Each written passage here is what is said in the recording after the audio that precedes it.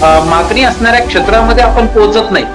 शेतकरी माल देऊन बसतो, तो प्रायव्हेट असतो, त्याची कुठे नोंदणी नसते, त्याच्याकडे शिवार खरेदीचं लायसन्स नसतं, त्याची कुठेही नोंदणी नसते, त्याच्या ना कुठले डॉक्युमेंट असतात, ना स्थानिक पोलीस स्टेशनकडे, ना DDR कडे, ना AR कडे कुठे पत्रव्यवहार असतो. बाजार समित्यांमध्ये सुद्धा शेतकरी हा केंद्रबिंदू आहे आणि म्हणून कांदा, भाजीपाला, वेगवेगळ्या प्रकारचा भाजीपाला, भुसा खूप चांगल्या पद्धतीने या ठिकाणी उपलब्ध होतो. शेतकऱ्यांप्रतीचं उत्तरदायित्व किंवा त्याची विश्वासार्हता ही कुठेतरी मर्यादित राहते. शेतकरी हा जगाचा पोशिंदा आहे.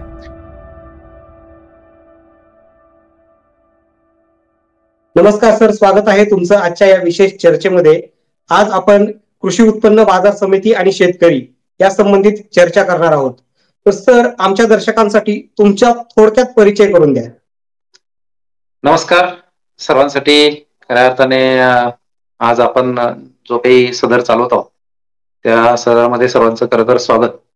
मी ओळख करून देत असताना माझं नाव अमोल बाळासाहेब बच्छाव, खाजगी कसमादे शेतकरी कृषी उत्पन्न बाजार डोलबारे, तालुका बागलाण, जिल्हा नाशिक येथील खाजगी कृषी बाजार मध्ये मी उपसचिव म्हणून कार्यरत आहे. अच्छा सर, तुम्ही खाजगी कृषी उत्पन्न बाजार समितीमध्ये उपसचिव म्हणून काम पाहत आहात. सर, आजच्या काळामध्ये जिथे युवक क्रिकेट, राजकारण, वेब सिरीज आणि अशा विविध गोष्टीमध्ये वाहवत चाललाय, तर अशा तंत्रज्ञानाच्या आणि माहितीच्या युगात तुम्ही शेतकरी आणि त्यांच्याशी संबंधित एका व्यवसायात कसे काय आलात? खरं तर याचं सर्व श्रेय जे आहे ते आमचं आदरणीय स्थान, श्रद्धास्थान आमचं जे आहे ते म्हणजे शेतकऱ्यांचे कैवारी सुरेश नाना पवार यांच्या संकल्पनेतून खाजगी कसमादे शेतकरी कृषी उत्पन्न बाजार ही उभी राहिलेली आहे. त्यांचं जे शेतकऱ्यांसाठीचं योगदान आणि त्यांची जी तळमळ आहे ती खूप मोठ्या प्रमाणात आहे आणि म्हणून माझ्यासारख्या तरुणाला त्यांनी उपसचिव म्हणून संधी दिली आणि जे काही कामकाज जे आहे ते बघायला मला त्यांनी जबाबदारी सोपवली. त्यांच्यानंतर त्यांच्यासोबत खांद्याला खांदा लावून जी जबाबदारी सांभाळतात ते आमचे सचिव गणेश भाऊ पवार यांनी देखील माझ्यावरती जो विश्वास सोपवलाय, त्यामुळे मला हे काम अतिशय आनंदाने करण्यासाठी खूप आनंद मिळतो आणि ते मी करतोय. अच्छा, पण सर, बाकीच्या इतर गोष्टी करण्यापेक्षा, इतर ठिकाणी करिअर निवडण्यापेक्षा तुम्ही याच फील्डला का निवडलं? खरं बघायला गेलं तर भारत हा कृषी प्रधान देश आहे. आपण आधीपासून शिकत आलोय आणि ते आपण जवळून बघतोय. आपण प्रत्येक जण म्हणजे प्रत्येकाचं कुटुंब, जरी मुंबई, पुणे सारख्या शहरात जरी आपण राहत राहिलो तरी सुद्धा आपल्याला शेतीचं एक आकर्षण असतं, किंबहुना आपल्या वडीलधाऱ्यांची शेती असते किंवा आपल्यालाही वाटतं की आपले थोडंफार शेतीचा तुकडा असावा.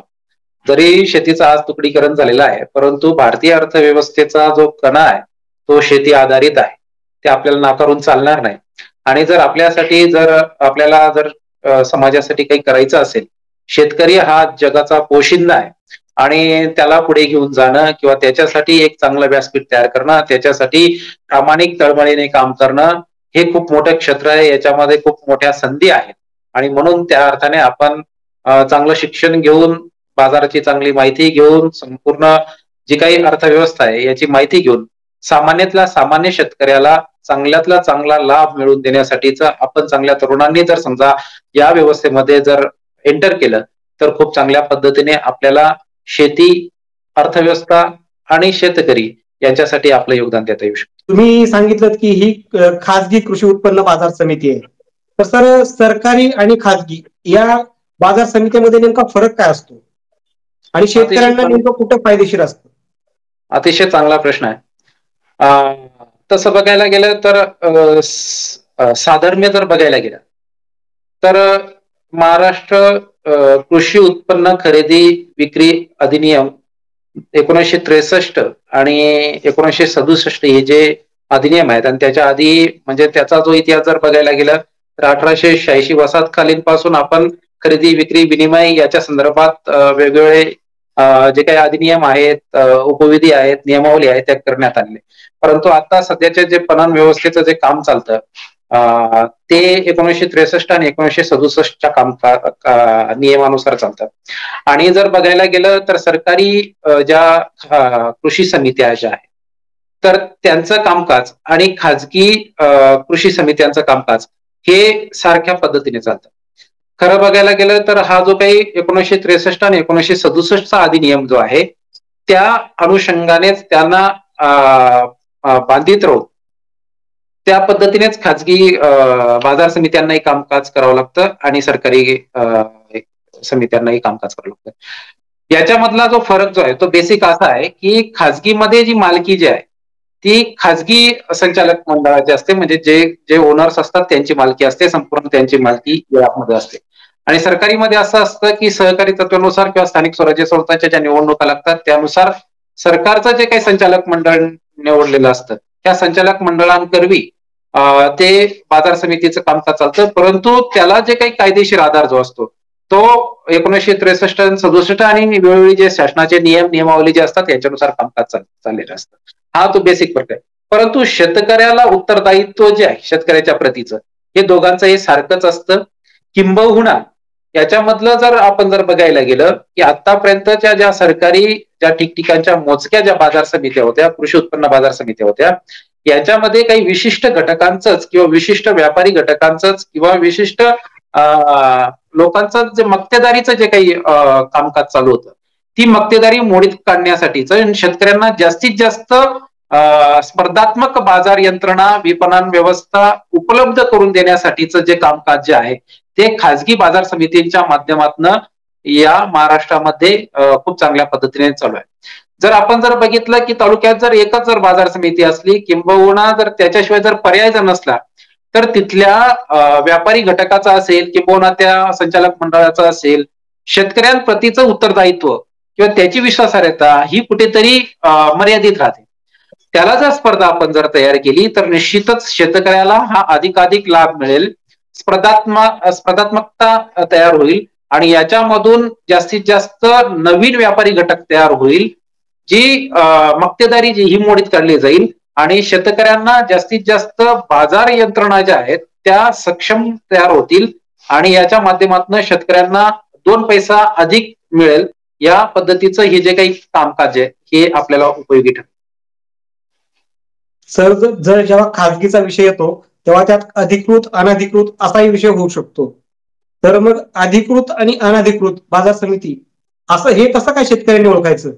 हे अतिशय महत्वाचं आहे. म्हणजे आता काय झालंय की आता शेतकऱ्यांना माहितीये की जसं सहकारी किंवा सरकारी कृषी उत्पन्न बाजार समित्या आहेत तशा खाजगी सुद्धा बाजार समित्या आहेत. खास करून जर काही ठिकाणी आपण जर बघितलं की भुसारच्या संदर्भात म्हणजे मका असेल किंबहुना सोयाबीन असेल अशा पिकांच्या संदर्भात किंबहुना भाजीपाल्याच्या संदर्भात ठिकठिकाणी असे बोर्ड लावले जातात, खरेदी केंद्र खरेदी केंद्र खरेदी केंद्र. परंतु शेतकऱ्यांनी हे पडताळून बघायला हवं की हे पणनच्या जे काही कृषी खात्याचं आहे किंवा पणन खात्याकडे आहे याचं रजिस्ट्रेशन झालेलं आहे का, यांनी रीतसर अशा पद्धतीने शासनाकडे कायदे आणि नियमावलीच्या अधीन राहून त्यांनी त्या पद्धतीचं प्रमाणपत्र मिळवलेलं आहे का, शासनाकडे त्यांनी नोंदणी केलेली आहे का. उद्या जर समजा आपण त्यांना माल दिला किंवा त्या खाजगी बाजार समितीमध्ये जी काही नोंदणीकृत नसेल तिच्यामध्ये जर आपण व्यवहार जर केलेत आणि त्या व्यापाऱ्याकडून किंवा त्या खाजगी बाजार यंत्रणेमध्ये कार्यान्वित असणारा जो काही व्यापारी घटक असेल याच्याकडून जर उद्या जर पैसे बुडालेत तर याला जबाबदार कोण, तर याला जबाबदार कोणीच राहणार नाही, त्याचं उत्तरदायित्वच राहणार नाही. म्हणून शेतकऱ्यांनी सुद्धा हे पडताळून पाहायला पाहिजे. म्हणजे आपला भाजीपाला जो असेल किंबहुना आपला भुसार जे असेल किंबहुना एखाद्या शेती पीक असेल, जेव्हा आपण एखाद्या खाजगी म्हणून एखाद्या शेडमध्ये घेऊन जातो किंवा बाजार यंत्रणेमध्ये घेऊन जातो तर त्या आस्थापनेची रीतसर नोंदणी झाली आहे का, त्याला जे काही कायदे आणि नियमावली याची पूर्णपणे त्यांनी अंमलबजावणी केलेली आहे का, कायद्याला ते अधीन राहून काम करतायत का, याची संपूर्ण पडताळणी करून आपण तो माल विकला पाहिजे. जर त्याची रीतसर नोंदणी झाली असेल, त्याचं प्रमाणपत्र मिळालं असेल, त्याला परवाना मिळाला असेल तर ते अधिकृत म्हणता येईल. जर समजा त्याची नोंदणी नसेल, त्याला परवाना नसेल आणि ते फक्त त्यांच्या पद्धतीने मनमानीपणे जर कारभार करत असतील तर ते अनधिकृत बाजार समजला जाईल. असा अनधिकृत बाजार जो असेल किंवा कृषी बाजार चालवला जात असेल तर याच्याकडे शेतकऱ्यांनी कटाक्षाने लक्ष दिलं पाहिजे. किंबहुना जर अशा जर कोणी प्रयत्न करत असतील तर याची सुद्धा तक्रार पणन संचालकांकडे असतील किंवा संबंधित यंत्रणा असतील किंवा AR असतील DDR असतील याच्याकडे केली पाहिजे. बरोबर सर, हे खूप महत्वाचं आहे की शेतकऱ्यांनी अशा गोष्टींकडे लक्ष दिलं पाहिजे, नाहीतर फसवणूक होण्याची शक्यता जास्त आहे त्याच्यामध्ये. आपली बाजार समिती नाशिक बेस आहे. नाशिकमध्ये कांदा आणि द्राक्ष जास्त प्रमाणात येतात. तर आपल्या बाजार समितीमध्ये हे पदार्थ, हे फळभाज्या किंवा द्राक्षे, कांदा याच्याशिवाय आणखीन कोणकोणत्या भाज्या किंवा हे पीक येतात? नाशिक जिल्ह्याचं जर वातावरण बघितलं ते द्राक्ष, डाळिंब असे फळबागा मोठ्या प्रमाणात तर आहेतच. त्याबरोबरच कांदा या पिकाची कॅपिटल म्हटलं गेलं तरी वावगं ठरणार नाही. सर्वात मोठी कांद्याची बाजारपेठ ही नाशिक जिल्हा आहे. या पट्ट्यामध्ये खूप मोठ्या प्रमाणात कांदा असेल, त्या खालोखाल मका असेल, भाजीपाला खूप चांगल्या पद्धतीने तयार होतोय. किंबहुना आता आंतरराष्ट्रीय पातळीवर सुद्धा वेगवेगळे प्रयोग भाजीपाल्याचे असतील किंवा वेगवेगळ्या पिकांचे असतील निर्यातीसाठीचे नाशिक जिल्ह्यातून होत आहेत. आणि म्हणून कांदा, भाजीपाला, वेगवेगळ्या प्रकारचा भाजीपाला, भुसा खूप चांगल्या पद्धतीने या ठिकाणी उपलब्ध होतो. आणि म्हणून जशी सरकारी बाजार यंत्रणा होती, कृषी बाजार यंत्रणा, त्या तुलनेने खाजगी बाजार यंत्रणा सुद्धा नाशिक जिल्ह्यामध्ये खूप चांगल्या पद्धतीने तयार झालेल्या आपल्याला दिसून येतात. आणि त्यांचं खूप चांगल्या पद्धतीने जो रिस्पॉन्स जो आहे तो मिळालेला दिसून येतो. आजपर्यंत तरी आमच्या कृषी बाजार यंत्रणेमध्ये म्हणजे खाजगी कसमाते शेतकरी कृषी उत्पन्न बाजाराचा घटक म्हणून मी 100% अशी ग्वाही देतो की आतापर्यंत म्हणजे मे पासून आमचं कामकाज सुरू झालेलं आहे. आजपर्यंत एकाही शेतकऱ्याने किंचितशी सुद्धा तक्रार केलेली नाही. किंबहुना त्यांचं जे काही स्वतःच्या मालाबद्दलचं जे काही किंमत जी असेल, किंबहुना त्यांना मिळणाऱ्या सुविधा असतील, या आपल्या बाजार समितीमध्ये खूप चांगल्या पद्धतीने समाधानकारकच मिळतात. याला अनुसरून म्हणजे सांगायला जर गेलं तर आपण व्यक्तीची प्रतिष्ठा जपली पाहिजे, हे खूप महत्वाचं धोरण आहे. म्हणजे कुठेही ग्राहक हा आपला देवता आहे, तसं बाजार समित्यांमध्ये सुद्धा शेतकरी हा केंद्रबिंदू आहे. म्हणजे आमचे बाजार समितीचे सभापती माननीय सुरेश नाना पवार यांचं नेहमीच एक वाक्य आहे, आपल्याकडे येणारा शेतकरी हा खऱ्या अर्थाने केंद्रबिंदू आहे. आपण किती कोटोंची इन्व्हेस्टमेंट केली त्याला अर्थ नाही, शेवटी शेतकरी हा केंद्रबिंदू आहे. तो आपला खऱ्या अर्थाने कणा आहे, तो ते दैवत आहे. म्हणून त्याच्यासाठीच्या असणाऱ्या पायाभूत सुविधा, मग तिथे पिण्याच्या पाण्याची खूप चांगल्या पद्धतीने सुविधा असेल, शेतकरी निवासाची सुविधा असेल, तिथे असणारे माल साठवणुकीसाठीचे गोदाम असतील, तिथे असणारी पार्किंगची सुविधा असेल, तिथे असणारी मालाची सुरक्षा असेल, तिथे असणारे शौचालयांची सुरक्षा असेल. आपण जर तुलनात्मकरित्या महाराष्ट्रातल्या बऱ्याचशा जर सरकारी बाजार कृषी बाजारांमध्ये जर गेलात, तिथं साधं पिण्याच्या पाण्याची सुविधा सुद्धा आपल्याला दिसून येत नाही, शौचालयांची सुविधा आपल्याला दिसून येत नाही, तिथे असणाऱ्या मालाच्या सुरक्षिततेच्या संदर्भातली जबाबदारीचं तत्व आपल्याला दिसून येत नाही. याचं जर आपण जर उत्तर शोधायला गेलं तर तुलनेने खाजगी बाजारामध्ये जर आपण अशा पद्धतीच्या जर सुविधा उपलब्ध करून दिल्या, शेतकऱ्यांच्या मालाची जर आपण खूप चांगल्या पद्धतीने हमी घेतली, त्याच्या पैशाची आपण हमी घेतली, त्याला 2 पैसे जर आपण मिळवून दिले, तर निश्चितच बाजार आणि शेतकरी याचं एक नातं, एक जबाबदारीचं नातं तयार होईल. आणि याच्यातनं शेतकऱ्याला सुद्धा खूप चांगल्या पद्धतीने सन्मानपूर्वक वागणूक देऊन त्याचा अर्थकरणाची जी काही नाडी आहे ती सुद्धा भक्कम होईल असं मला वाटतं. निश्चितपणे सर, हे खाजगीमध्ये तर स्वच्छता वगैरे असते किंवा सुविधा जास्त असतातच, पण शेतकऱ्यांनी सरकारी बाजारपेठेत सुद्धा या सगळ्या सुविधा भेटाव्यात यासाठी प्रयत्न करायला हवे. आणि तुम्ही सर आता सांगताना काही फळांची नाव घेते, द्राक्षे, डाळिंब, टोमॅटो वगैरे, तर बऱ्याच वेळा असं होतं की याची खरेदी अनोळखी व्यापारी करतात आणि शेतकऱ्यांचे पैसे बुडवले जातात. तर या समस्येतून सुटण्यासाठी काय उपाययोजना करता येतात?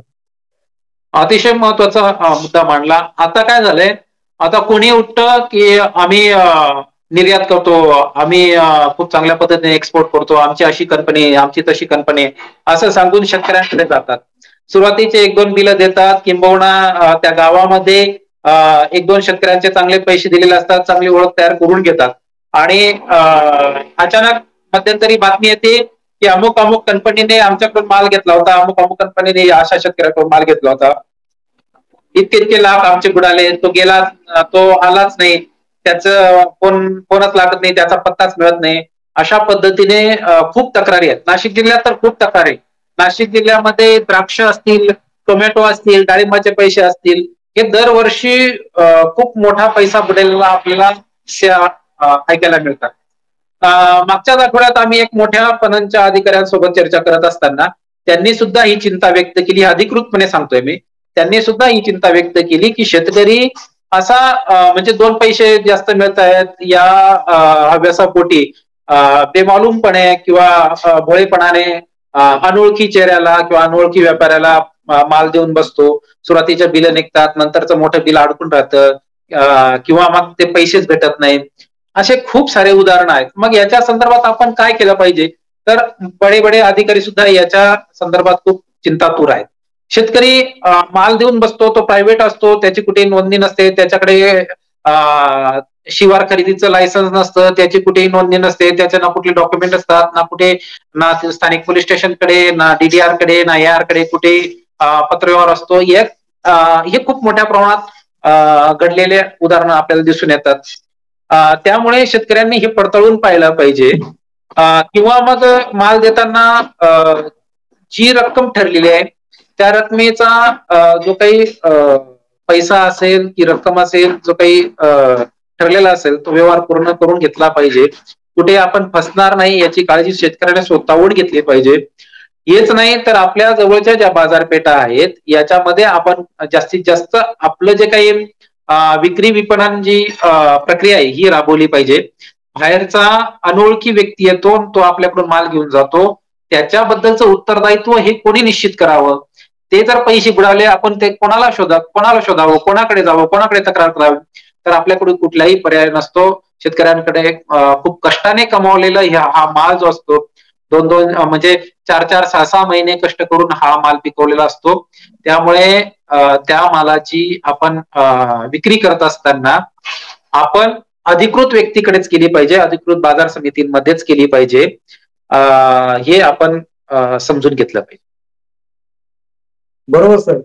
व्यापारामध्ये एक्सपोर्टमध्येही किंवा इतर व्यापारामध्येही जी काही बिझनेस चेन असते, जी काही सरकारची किंवा त्या व्यापाराशी निगडीत एक चेन असते, साखळी असते, ती साखळी तोडून शॉर्टकट करून कुणीतरी जास्त नफा कमवण्याच्या चक्करमध्ये किंवा तशा हव्यासापोटी काहीतरी कृती करतात आणि त्याच्यातून जास्त फसवणूक होते. तर बऱ्याच वेळा हेच पाहायला मिळतं. तर हे झालं सर नाशिक जिल्ह्यातील आणि तुमच्या बाजार समितीमधील शेतकऱ्यांबद्दल तुम्ही अतिशय व्यवस्थितपणे आम्हाला माहिती दिली. पण सर, भारत हा कृषी प्रधान देश आहे अशीच तुम्ही सुरुवात केली. तर या कृषी प्रधान देशात शेतकरी आत्महत्या करतोय, शेतकऱ्याला मुली मिळत नाहीत लग्नासाठी, शेतकऱ्यांचे खूप हाल आहेत. तर जो सगळ्या जगाचा पोशिंदा आहे असंही तुम्ही सुरुवात केली. तर जगाचा पोशिंदा सर आत्महत्या करण्याची त्याच्यावर वेळ आली. तर सर शेतकऱ्यांसाठी आणि शेतकऱ्यांच्या तरुण मुलांसाठी तुम्ही काय संदेश द्याल? अगदी बरोबर आहे. मी जेव्हा माझ्या समवयस्क किंवा अभ्यासू मित्रांमध्ये चर्चा करत असतो तर हे आवर्जून आम्ही सांगतो की आपला माल, पिकवलेला माल याला मागणी नाही हा प्रश्न नाही. मुळात आपण मार्केट डेव्हलप करत नाही, किंबहुना त्या मागणी असणाऱ्या क्षेत्रामध्ये आपण पोहोचत नाही, हा खूप मोठा प्रश्न आहे. म्हणजे काही वर्षांमध्ये काय असतं माहितीये का, एखाद्या वर्षी कांद्याची लागवड, कांद्याचं जर उदाहरण घेतलं, कांद्याची लागवड मोठ्या प्रमाणात झाली, ही आपल्या आसपास झाली. परंतु भारतामध्ये जर विचार, फक्त भारतापुरता जर हा विचार जर केला, 140 ते 150 कोटी जनता आहे, बरोबर. नाशिक जिल्ह्यामध्ये भरपूर कांदा लागवड झाली, परंतु खाणारे पण तितके आहेत ना, बरोबर नाही. तर त्यामुळे आपलं उत्पन्न झालेलं आहे, परंतु त्याचं मार्केट कुठे उपलब्ध आहे हे आपण बघितलं पाहिजे. प्रत्येक शेतकरी कुटुंबामध्ये ग्रॅज्युएट झालेली मुलं असतात आणि आहे, त्यांचा प्रवास वाढलेला आहे, त्यांना खूप चांगल्या पद्धतीने मार्केट आताच कळायला लागले. फक्त प्रॉब्लेम काय झालेला आहे की मी उत्पन्न केलेला माल हा माझ्या जवळच्या आसपासच कुठेतरी विकला गेला पाहिजे. म्हणजे शेतकऱ्यांना 4 महिने ते वाट पाहतात, परंतु माल जेव्हा निघतो तर तो योग्य भाव मिळेपर्यंत किंवा योग्य बाजारपेठेची संधी शोधण्यापर्यंत त्यांना दम राहत नाही. म्हणजे 4 महिने उत्पन्न काढण्यासाठी ते कष्ट करतात, वाट पाहतात, नंतर ते माल हातात घेतात. परंतु ज्या वेळेस विकायची खऱ्या अर्थाने हे उपलब्ध होते, संधी उपलब्ध होते, त्यावेळेस ते योग्य बाजारपेठ पाहत नाही. म्हणजे मी जेव्हा चर्चा करत असतो मित्रांमध्ये, तर त्यावेळेस आवर्जून सांगतो की बाबांनो, समजा 10 शेतकरी जर आपण एकत्र आलो, 10 शेतकऱ्यांनी त्यांचा माल 2-2, 5-5 एकरचा, 10-10 एकरचा जर माल जर बघितला, तो माल खूप मोठ्या प्रमाणात झाला. समजा कांदा असेल, डाळिंब असेल, द्राक्ष असतील, यांचं जर आपण जर बघितलं, तर तो माल आपण जर एकत्र करून, तर त्याची बाजारपेठ समजा कुठे असेल, समजा राज्यात आहे, राज्याबाहेर आहे, तिथे जर आपले 2 प्रतिनिधी पाठवलेत आणि तिथे त्यांनी विक्री व्यवस्था जर सुरू केली, तर खूप चांगल्या पद्धतीने त्यांना माल विकता येऊ शकतो आणि चांगले 2 पैसे खूप चांगल्या पद्धतीने. भारतातल्या कुठल्याही मालाची जर आपण समजा कांदा जरी पकडला, तर देशामध्ये कुठेही नाशिक जिल्ह्यातून कुठेही कोणत्याही क्षेत्रामध्ये जर आपण घेऊन गेलो, 5 रुपयापेक्षा जास्त ट्रॅव्हलिंग खर्च येत नाही किलो मागे, बरोबर नाही. परंतु मिळणारा नफा तुम्हाला खूप चांगल्या पटीने मिळू शकतो. फक्त आपल्याला तिथे जाऊन योग्य ते ठिकाण निवडणं, योग्य त्या पद्धतीने विक्री व्यवस्था बघणं आणि ती विक्री व्यवस्थेमध्ये सामील होणं आणि आपला माल विकणं, असं जर आपण केलं, आपल्या मालाची मार्केटिंग जर आपण स्वतः करू शकलो, तर निश्चितच स्थानिक बाजारपेठेपेक्षा खूप चांगल्या पद्धतीने 2 पैसा आपल्याला मिळू शकतो. हे आपण तरुणांनी, म्हणजे आतापर्यंतचा जो पारंपरिक शेतकरी होता, आतापर्यंतचा पारंपरिक उत्पादक शेतकरी होता, याच्या असणाऱ्या मर्यादा आणि आता आपल्या असणारे बलस्थानं, याचा जर आपण जर सांगड घातली, तर निश्चितच 2 पैसे खूप चांगल्या पद्धतीने आपल्या शेतकऱ्याकडे मिळू शकतात. आपल्याकडे बाजारपेठांचं ज्ञान आपल्याकडे आहे, इंटरनेट सुविधा आपल्याकडे उपलब्ध आहे, कुठे कोणत्या मालाला मागणी आहे हे आपल्याकडे आहे, मुलांमध्ये धाडस आता चांगला आहे, भाषेचं बॅरियर आपल्याकडे आता राहिलेलं नाहीये, किंबहुना आपण खूप चांगल्या पद्धतीने प्रवास करून तिथे संवाद साधू शकतो, तिथे जाऊन आपला माल विक्री करू शकतो. हे जर आपण जर समजू शकलो, असे जर ट्रेंड तयार करू शकलो, तर निश्चितच आपल्या असणाऱ्या शेतकऱ्याला 2 पैसे जास्त मिळतील, ही नक्की मला या ठिकाणी सांगावं. सर, बऱ्याच दिवसापासून अशी एक चर्चा होते की शेतकऱ्याला हमीभाव मिळाला पाहिजे. तर शेतकऱ्याला हमीभाव मिळाला पाहिजे, जर तो हमीभाव सरकारने मान्य केला, त्या बाजारपेठेलाही लागू होईल का आणि त्यातून शेतकऱ्याला फायदा नक्कीच आहे का? निश्चितच. म्हणजे हे जरी आपण बाजार समिती चालवतो, किंबहुना आपण बाजार समितीचे घटक आहोत, हे झालं दुय्यम महत्वाचं स्थान. परंतु आपण प्रत्येक जण शेतकरी आहोत हे विसरून चालणार. म्हणजे बाजार समिती जरी चालवत असलो, परंतु आपलं मूळ जे आहे ते शेतीमध्ये आहे.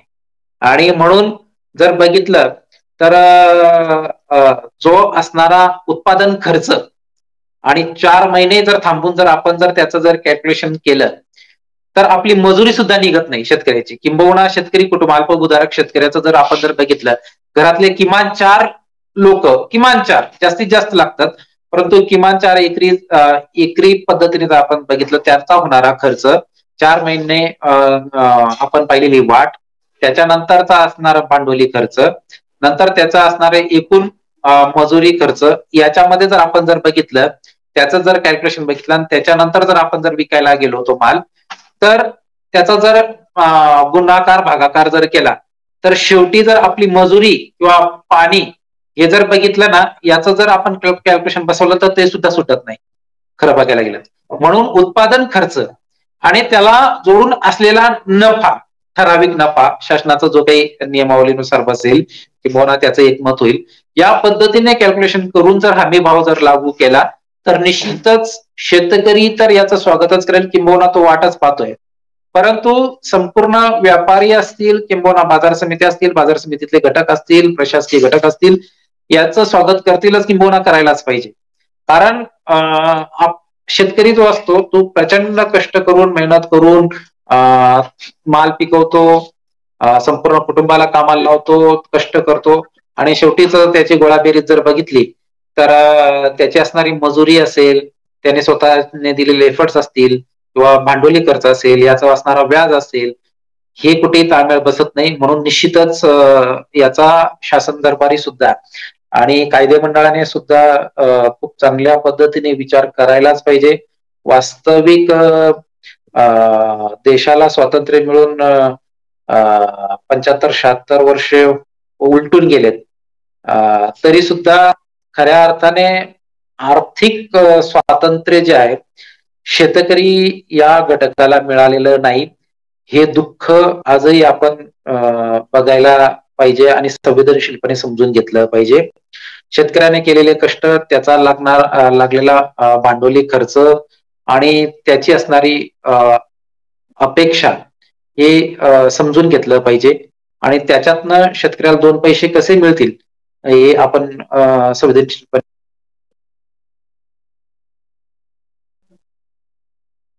धन्यवाद सर, तुम्ही आपला अमूल्य वेळ आम्हाला दिला. अतिशय कमी वेळात अतिशय महत्वाची माहिती आमच्या दर्शकापर्यंत आणि शेतकऱ्यांपर्यंत पोहोचवलात. धन्यवाद.